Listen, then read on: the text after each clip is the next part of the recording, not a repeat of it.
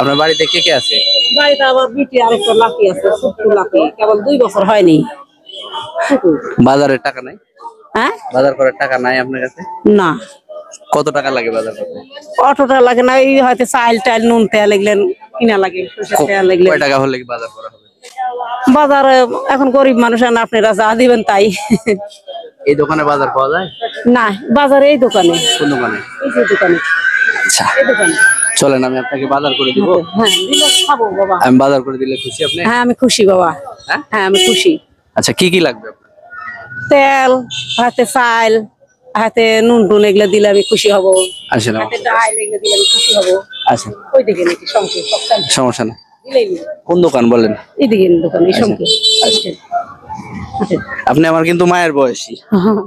হ্যাঁ, আরেকবার ওই একটা মানুষ আইসা লাচ্চার সময় মাইসিক দিল, আমাকে দিলই না। কেন দেয়নি কেন? ওই কইছে পুঙ্গু মাইসিক দিয়ে দিল না, আমার মুখে থেকে কথা কথা দিল না তো। আসেন আমার সাথে, আসেন।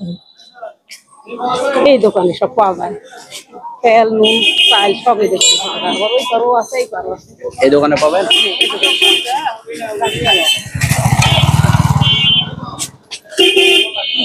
কোন দোকান? এই দোকান।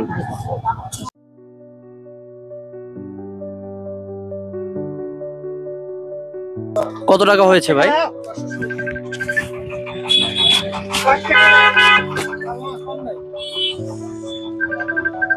চাচি এদিকে আসেন।